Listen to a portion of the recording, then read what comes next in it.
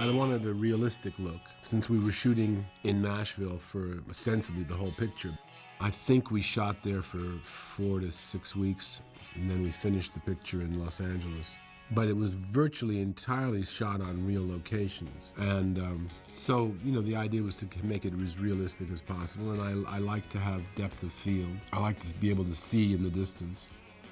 So, generally speaking, we would shoot with wide-angle lenses to maximize that. The Bluebird Cafe, which is the central set in the movie, is a real place. It's really in that shopping mall. It does, in fact, audition people. It's exactly what it's like, as you see it in the movie. And, in fact, there was some discussion as to whether or not we should make it something more grand and not quite so casual. But I thought that was sort of part of the charm of it, that it wasn't ostentatious, it wasn't pretentious, it wasn't anything you'd particularly notice if you didn't know about it. And that sort of fits in with the general kind of the good side of Nashville, which isn't ostentatious and crazy.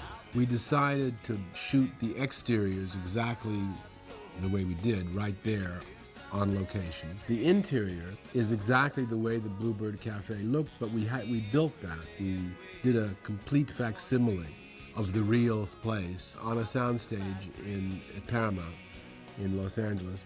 It was a perfect match. And right down to every part of it was a perfect match for the real place. And we were kind of sticklers about that, even though nobody would know. The script called for some outrageous sets, mainly in that first hotel.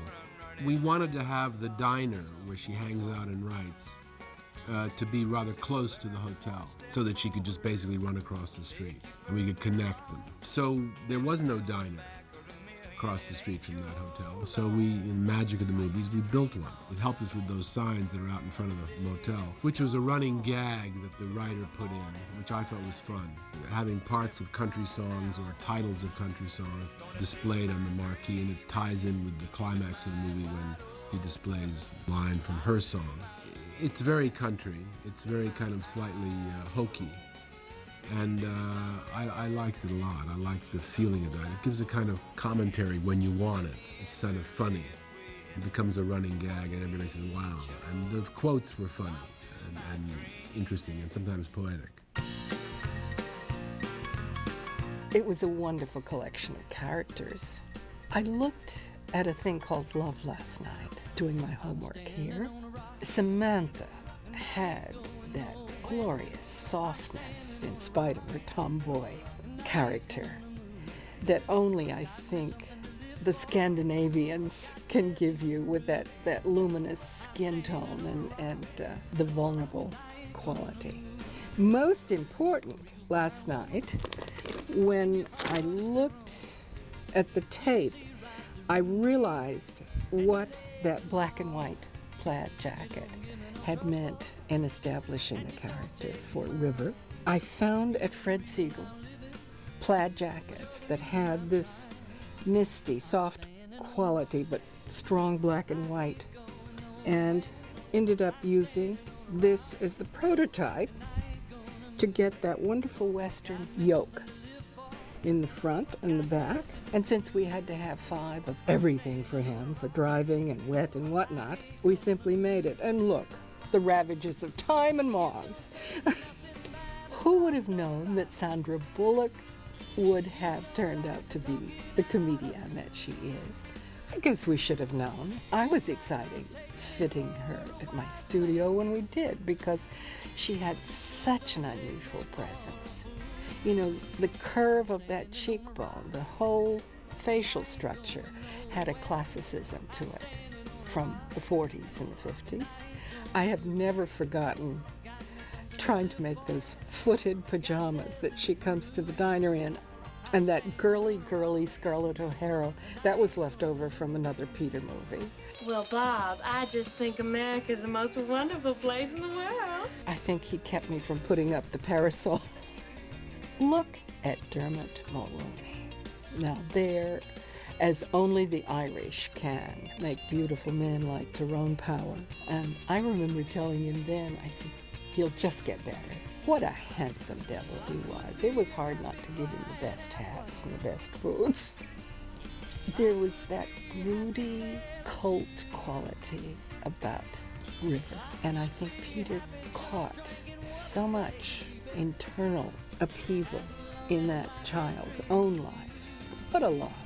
Now, hats are the most critical.